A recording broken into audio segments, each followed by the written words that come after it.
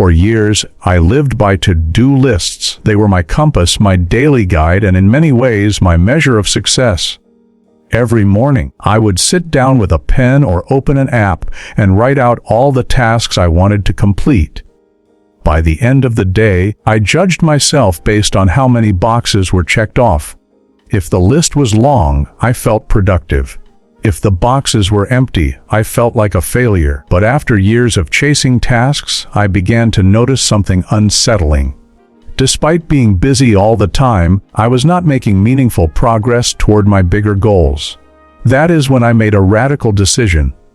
I stopped using to-do lists entirely. What followed was one of the most eye-opening shifts of my life. The first thing I noticed when I abandoned my lists was a strange feeling of freedom. Without a written list of tasks demanding my attention, I felt lighter. For years, my lists had been a source of pressure. They whispered constantly, reminding me of everything I had not yet done. Instead of feeling motivated, I often felt overwhelmed. When I removed them, the mental noise quieted.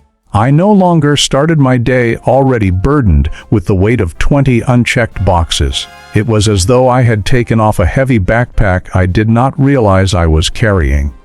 But that initial freedom quickly gave way to fear. Without a list, how would I stay on track? What if I forgot something important? I realized then how dependent I had become. To-do lists were not just organizational tools for me. They had become a crutch. They gave me the illusion of control. Yet, when I examined them closely, I saw the truth. My lists were filled with small, easy tasks that made me feel productive without actually pushing me closer to what mattered most. The biggest flaw of to-do lists is that they often reward business over progress. You can fill a page with errands, minor tasks, and low-value activities. Checking them off gives a quick rush of satisfaction, but at the end of the week, you look back and wonder why the big projects remain unfinished. That was exactly my experience. I had years of checked-off lists, but my long-term goals sat untouched. By removing the list, I had no choice but to confront this reality. So what replaced the lists? The answer was simple: prioritization. Instead of writing down everything I might do, I started asking myself one key question each morning. What is the single most important thing I can do today that will move me closer to my goals? That question changed everything. Instead of spreading my energy across 10 or 15 small tasks, I began channeling my focus into 1 or 2 meaningful actions. These were not always easy. In fact, they were often the very things I used to avoid by filling my lists with smaller distractions. But when I committed to them, the results were undeniable.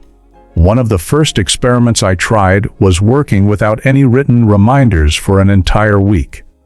On Monday morning, I set one clear priority for the day and trusted myself to follow through. It felt strange at first. My mind kept reaching for the safety of a list, something to hold me accountable. But by the end of the day, I realized that I had accomplished more meaningful work in a single focused block than I usually did with a long checklist. That single focus was like a magnifying glass concentrating sunlight. It burned through distractions and gave me clarity I had been missing. Another discovery I made was that to-do lists often separate you from your own intuition. We spend so much time writing and rewriting tasks that we forget to simply ask ourselves what actually matters right now. By eliminating the list, I tuned back into my inner compass. I began listening to the projects, conversations, and opportunities that truly deserved my energy. I learned to trust my judgment instead of outsourcing it to a piece of paper. This shift not only made me more productive, but also more creative. There is also something important to be said about momentum. To-do lists often fragment your day. You bounce from one small task to another, constantly shifting gears. Without a list, I found myself naturally grouping my energy into larger, uninterrupted sessions. I stopped chasing small wins and started building real progress. For example, instead of sending 10 quick emails in the morning and calling that productivity, I would sit down and work deeply on a project for 2 hours. The sense of satisfaction from that deep progress far outweighed the fleeting joy of checking a dozen boxes. Of course, I had to find alternatives for remembering important obligations. Abandoning to-do lists did not mean abandoning structure entirely. I replaced them with time blocking on my calendar. Instead of writing down, "Finish report," I blocked 2 hours in the afternoon specifically dedicated to finishing it. This simple shift transformed my productivity. My calendar became a map of intention rather than a list of wishes. When the time arrived, I sat down and worked. There was no debate, no mental energy wasted choosing from a list. The decision had already been made. As weeks turned into months, I noticed another profound change. My stress levels dropped. With to-do lists, I often ended my day with a sense of incompleteness. No matter how many boxes I checked, there were always more waiting for me tomorrow. It created a cycle of endless chasing. Without the lists, I learned to define success by progress on my priorities, not by the number of tasks completed. At the end of the day, I could look back and say, I moved the needle on what mattered. That was enough. Something unexpected also happened. I became more present in my personal life. To-do lists have a sneaky way of following you everywhere. You may be at dinner with your family, but in the back of your mind, you are thinking about the unchecked tasks still waiting on your list. When I stopped writing them down, that mental weight lifted. My evenings became lighter, my weekends felt freer, and my relationships grew stronger. It was as if I had reclaimed parts of my life I had unknowingly surrendered to paper. Another key lesson I learned was that productivity is not about doing more, it is about doing what matters most. To-do lists encouraged me to measure productivity by volume.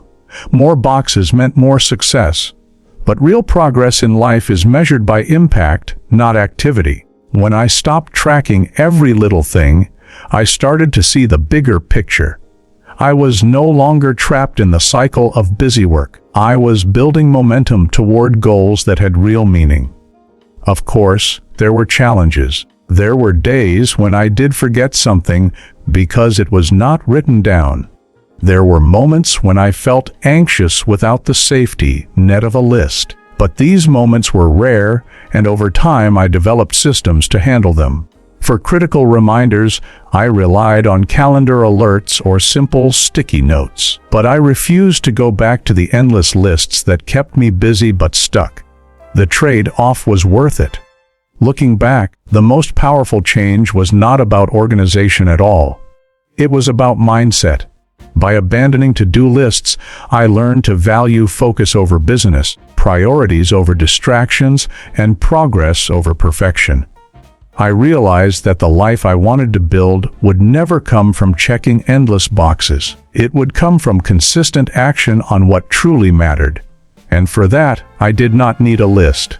I needed clarity, discipline, and trust in myself. So here is my message to you. If you find yourself drowning in to-do lists, if you feel like you are always busy but never moving forward, consider this experiment. Put down the list.